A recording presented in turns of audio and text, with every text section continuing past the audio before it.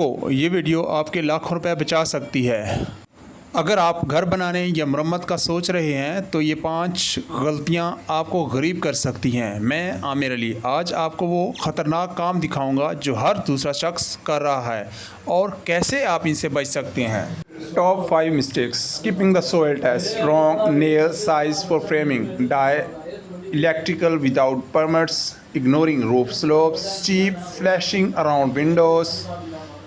ये जो 5 मिस्टेक्स हैं हर शख्स कर रहा है। आज देखते हैं हम इसकी वजह से कौन कौन से नुकसानात उठा सकते हैं। सबसे पहले हम देखेंगे स्किपिंग द सोइल टेस्ट।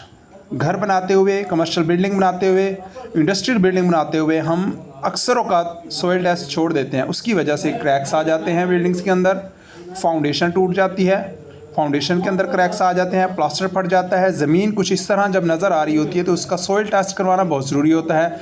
बुनियाद डिफरेंट तरह की हो सकती है, पहली मट्टी, दूसरी मट्टी और तीसरी मट्टी। दीवारें फटना शुरू हो जाती हैं और प्लास्टर फटना शुरू हो जाता है। The second bigger mistake, wrong nail size for framing. जब हम फ्रेम तैयार कर रहे होते हैं, फ्रेम का स्ट्रक्चर बना रहे होते हैं तो उसके अंदर 16 डाया का 16.5 इंचेस का नेल जो है वो यूज़ करना चाहिए ताकि वो फ्रेम जो है, जो वुडन को जोड़ा जाता है तो वो स्ट्रॉन्ग हो, मज़बूत हो। कुछ इस तरह के नेल्स भी यूज़ किए जा रहे हैं आजकल मार्केट में स्क्रू की सूरत में, और इस तरह इसको जो है वो जॉइंट किया जाता है और कुछ इस तरह फ्रेम जो है वो तैयार होता है हमारा। ये स्ट्रॉन्ग इसी सूरत में हो सकता है कि हम इसके अंदर 6.5 इंचेस के जो है वो नेल यूज़ करें। और इसके अलावा इस तरह हमारी जो है वो इंटीरियर और एक्सटीरियर डिज़ाइन कंप्लीट होगा।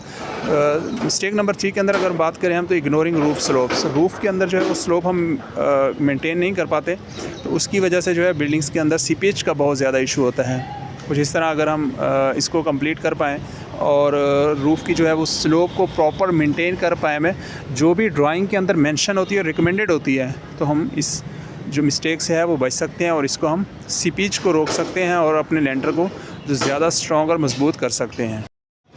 The fourth one, the bigger mistake in construction field, DIY electrical without permits. हम घरों के अंदर जो है वो बिजली का काम without permit, without drawings, without any kind of permission related authority से हम शुरू कर देते हैं और उसकी वजह से जो मसाइल पैदा होते हैं कुछ इस तरह होते हैं कि इलेक्ट्रिक वोल्टेज को जो है वो हम मैनेज नहीं कर पाते। इलेक्ट्रिक वोल्टेज जो है वो अप डाउन रहते हैं और कुछ इस तरह हमारी जो है वो शक्ल नज़र आती है जब कुछ सर्किट्स जो हैं वो ब्रेक होते हैं, कुछ ब्रेकर जो हैं वो फ्यूज़ हो जाते हैं, बार बार ट्रिप कर जाते हैं और बिजली लगने का जो है वो ख़तरा, चांसेस बढ़ जाते हैं।